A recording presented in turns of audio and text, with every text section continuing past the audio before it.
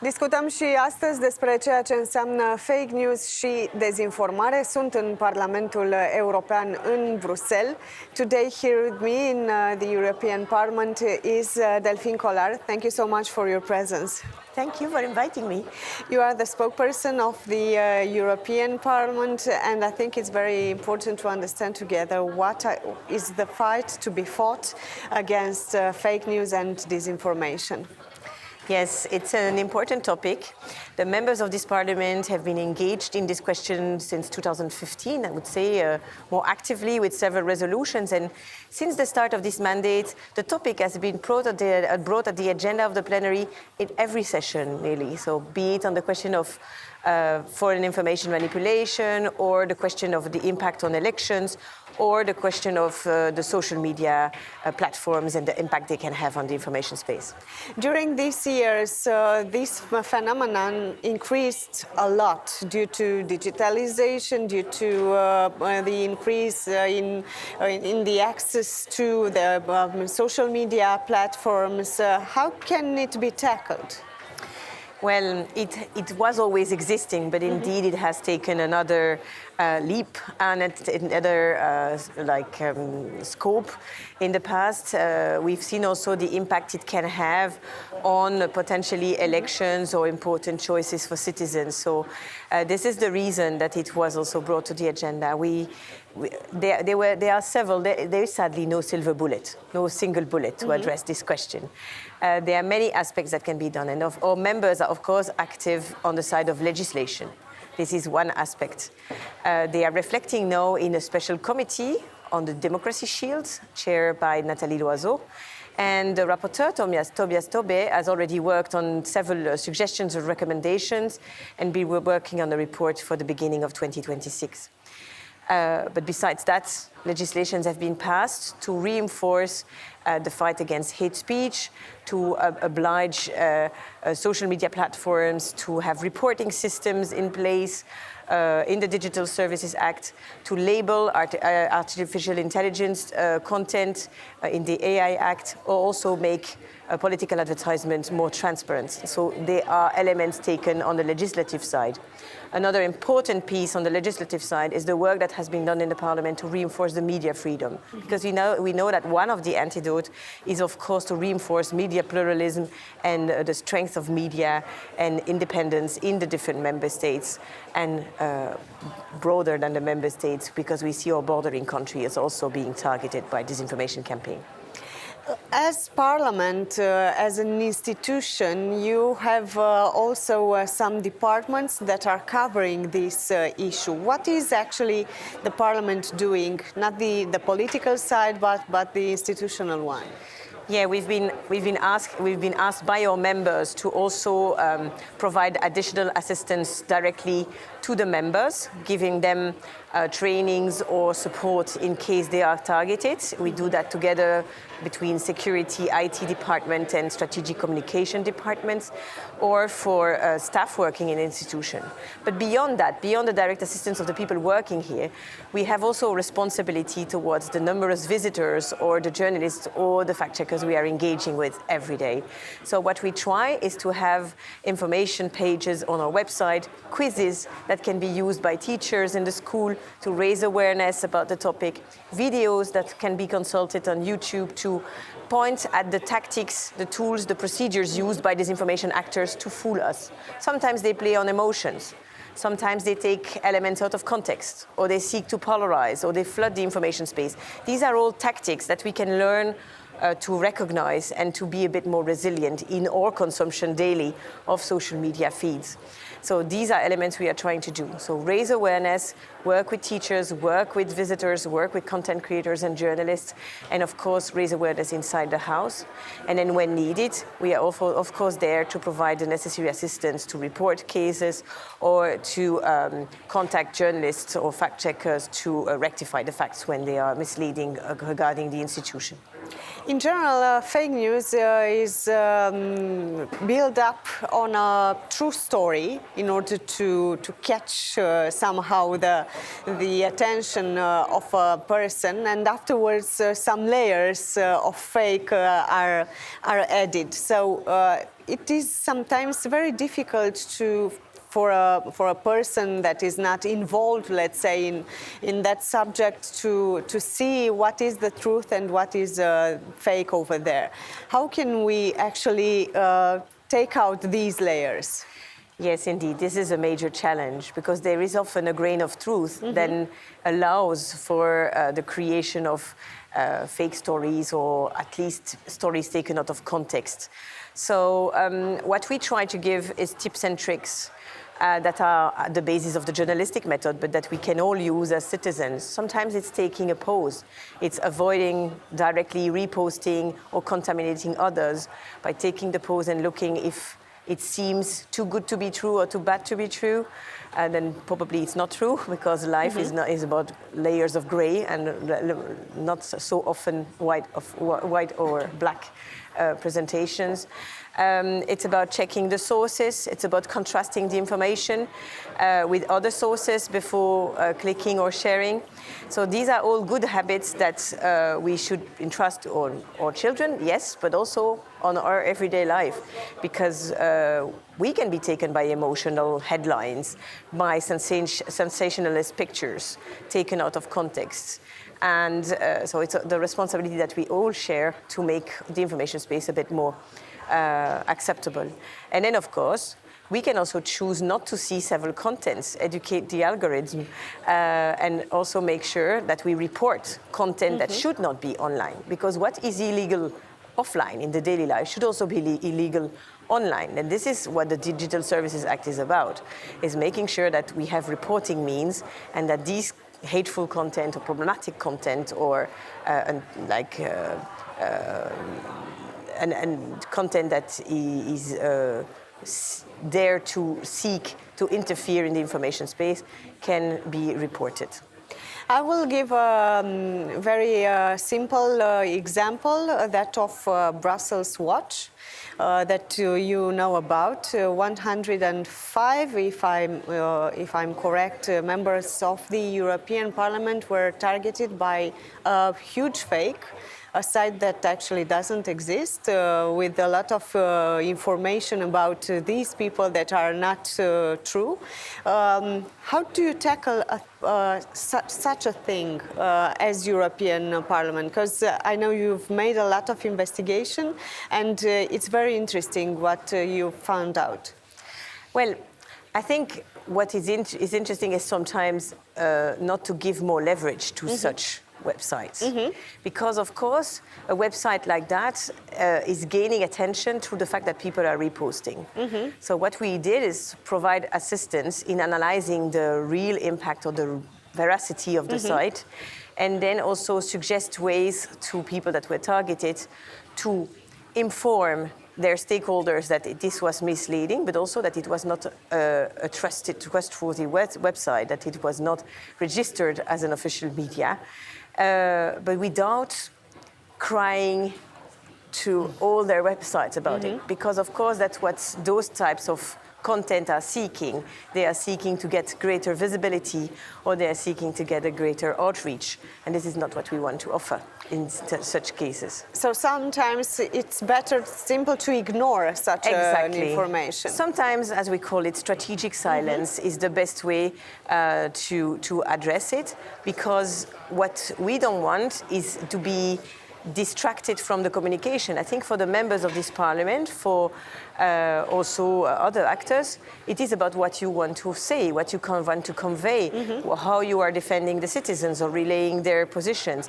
And this is what the members are trying to communicate on their social media or in their media. If they get distracted by such noises created on the side, they also give more attention to these. So strategic silence is often a good option, even if it depends, of course. And also to report such entities. of course, to report such entities to national regulators under the Media Freedom Act, but also to report them to platforms. To take them off. To take them off. This is of extreme importance because if we don't report, there's no way for the large platforms to be taken to the fact that they have to respect the code of practice that is in place in the Digital Services Act now. Artificial intelligence gave us more headaches, let's say, in terms of fake news and disinformation also, because it's very, very simple to create such a fake in seconds, actually. You take someone's picture, someone's voice, and in seconds you can make that person do and say whatever you want. What is to be done at the European level in order to reduce such things? We know the AI Act, and it started to work to labeling and exactly. taking down. I think this is of essence. It will resort its full effect as of August next year, 2026, and it's important to see that the Parliament.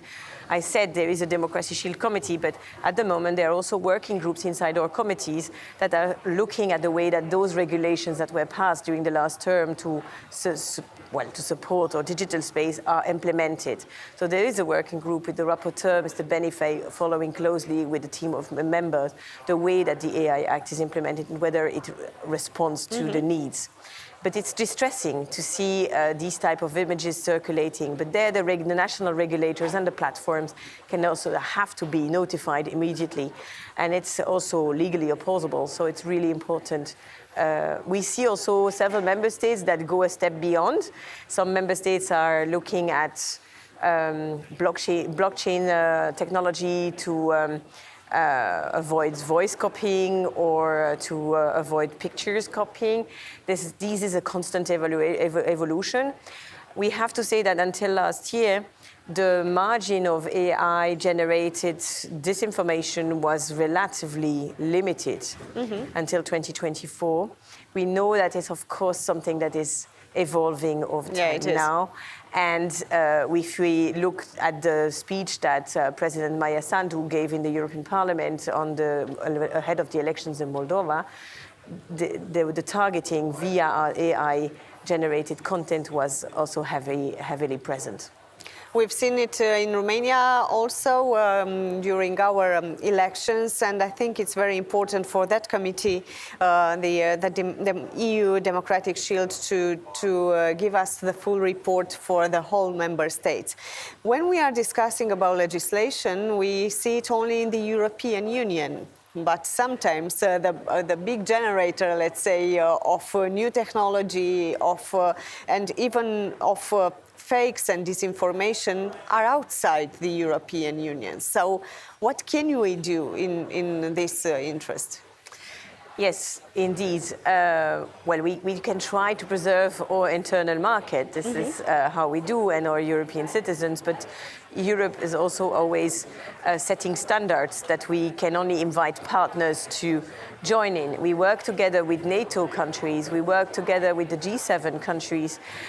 We work together with every partner possible. So it's mostly the External Action Service that is in the lead in leading this convergence and discussions. But we have regular discussions with the African Union, with the ASEAN. Everybody is confronted to the same image and the same problems. So this is a discussion that is emerging everywhere. And if you look at Nobel Peace Prize, Maria Ressa, she's very active, and she's from the Philippines and a leading voice in the domain. As I said, strengthening the media diversity is of essence, calling the platforms to the responsibility, having clear rules of what is acceptable and not acceptable in our digital environment is, for Europe, has been the way ahead, and we can only encourage partners to join in, of course. If there were several campaigns in the same direction by the United Nations. What is, in your opinion, the biggest danger nowadays when we discuss about fake news, disinformation?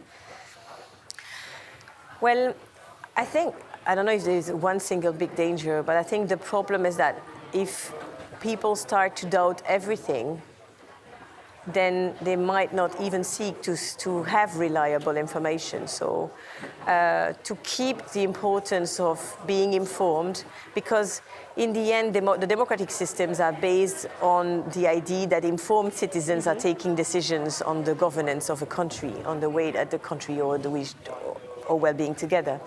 So the capacity to get informed should be preserved and to check the facts. That's extremely important.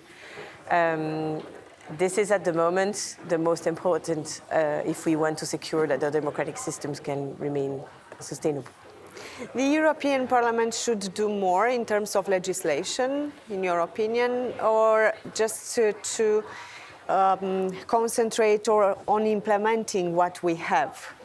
Is it enough what we have for this moment? Because everything is very accelerated in terms of artificial intelligence, fake news, disinformation, and hybrid threats. Yeah, exactly. This is exactly what is being looked into in the Democracy Shield Committee. Mm-hmm. They will come with recommendations in the beginning of 2026. Of course, a huge part is the implementation of what we already have and to see if it resorts the necessary effects and what could be complemented. For their implementation, reports by the Commission are extremely important, and also a constant evaluation of whether things have evolved. This is what the members are doing now. That's the reason they have created those working groups on implementations. This is a novelty this legislature, and the special committee that will come with new elements. Mm-hmm. We know it's a permanent a topic in permanent evolutions. The tactics, the tools, the procedures of the disinformation actors also evolve. So on the EU side, and it's of course the Commission that comes with proposals, but the suggestions and recommendations will definitely continue to come from this Parliament. What was the moment when when was the moment when you realized that this is a big danger for the members of the European Parliament, for the institution as a whole, the whole idea of fake news and disinformation? I think it was quite a long time ago. There was an attempt via a small website to present themselves as a news outlet from the European Parliament. Mm-hmm. They allegedly presented themselves as the Parliament today presenting news. And we realized that this asset was purely created by an actor located outside the EU, collecting fake interviews of members that they were then twisting to support certain narratives. And that's where we realized that we were also directly targeted. Well, and then other cases followed from pure impersonations of our President Sassoli, or impersonations of President Metsola or other actors in this House, or direct attacks by disinformation actors towards some vice presidents. We see that more often. But we started with some obscure outlets that in fact was trying to get attention and selling narratives that were not present in the European Parliament at all. What is your advice for persons that are targeted? Not members of the European Parliament, but simple citizens. Report. Don't stay silent. Report to platforms. Use the possibilities that are there. If you click on the 3 dots, you can report, you can notify the problem. You can also go to basically the local police, because there are laws in place when you are targeted directly. And then if you report, if you go to local police, maybe sometimes don't react immediately on social media, not to give more attention and distract from the activities that you were carrying. But don't stay alone, seek support, because it can be very distressing also for mental health. It can be extremely heavy, and it should not be dealt as you're not alone on the information space, and you're not alone in your daily life. It's the same way. So seek support from the parents, the friends that can give advice, and the local authorities are there to support. We had cases where our members were given support by national police in Luxembourg or other countries that can investigate further what lies behind. Thank you so much, Delphine Collard, for this discussion. Thank you very much.